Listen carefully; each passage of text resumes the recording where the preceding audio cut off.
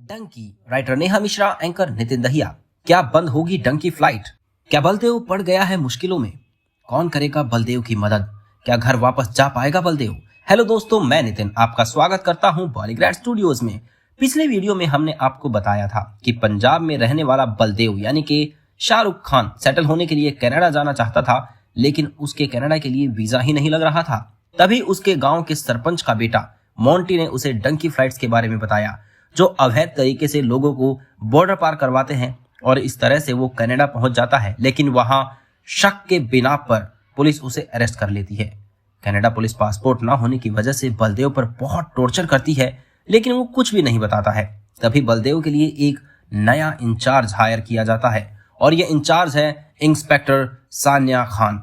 जैसे ही वो बलदेव को देखती है, उसे याद आ जाता है कि ये तो वही लड़का है जिसे वो पार्क में मिली थी, और बलदेव भी उसे पहचान गया था। सानिया बलदेव के साथ सवाल जवाब शुरू करती है और उससे कहती है, उस दिन मैंने तुम्हें अपना नाम बताया था और आज अच्छे से क्लियर कर देती हूँ कि मैं हूँ इंस्पेक्टर सानिया खान। तुम्हारा केस मेरे अंडर में आया है। एक बात बताऊं, यहाँ की पुलिस और इंडियन पुलिस में बहुत डिफरेंस है। इंडियन पुलिस जो टॉर्चर आतंकवादियों के साथ करते हैं, ये यहाँ मामूली चोरों के साथ करते हैं। इसीलिए मैं तुम्हें एक एडवाइस दे रही हूँ कि आराम से तुम हमारा साथ दो, कोऑपरेट करो। मैं इंडियन एम्बेसी से हूँ, हम सब तुम्हारी मदद करेंगे और अगर तुम्हारे साथ कुछ गलत हुआ है तो वो भी हम सॉल्व कर देंगे। तो बताओ कौन हो तुम? बलदेव बोलना तो चाहता है, पर डंकी फ्लाइट वालों ने जो इंस्ट्रक्शन दिए थे उसके लिए वो कुछ भी नहीं बोलता। बलदेव के शांत रहने पर सानिया वहां से चली जाती है। बलदेव को छोटे से काले कमरे में बंद कर दिया जाता है, जहां हवा आने के लिए एक छोटा सा छेद है।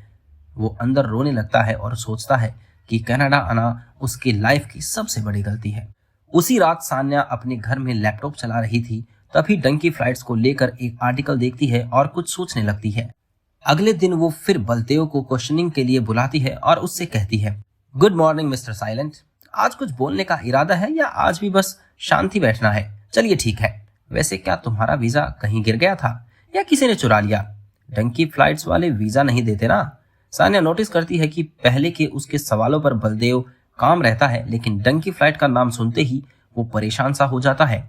उसके हाथ कांपने लगते हैं। सानिया उसे पानी ऑफर करती है और कहती है, जानते हो, कल मैंने डंकी फ्लाइट्स के बारे में पढ़ा कि इंडिया के कुछ लोगों ने पैसे के लालच में इस फ्लाइट को शुरू करवाया है और अब वो इतनी बढ़ गई है कि हर साल हजारों लोगों की जिंदगी तबाह कर रही है। वो लोगों को विदेश छोड़ तो देते हैं, पर वहां वो लोग कैसे सरवाइव करेंगे उन्हें इससे कोई मतलब नहीं होता। तुम्हारे साथ भी कुछ ऐसा ही हुआ है ना? घबराओ नहीं, मैं भी उसी मिट्टी की हूँ जहां से तुम आए हो। मुझे तुम सब कुछ बताओ और मैं प्रॉमिस करती हूँ कि मैं तुम्हें वापस तुम्हारे घर भेजूंगी।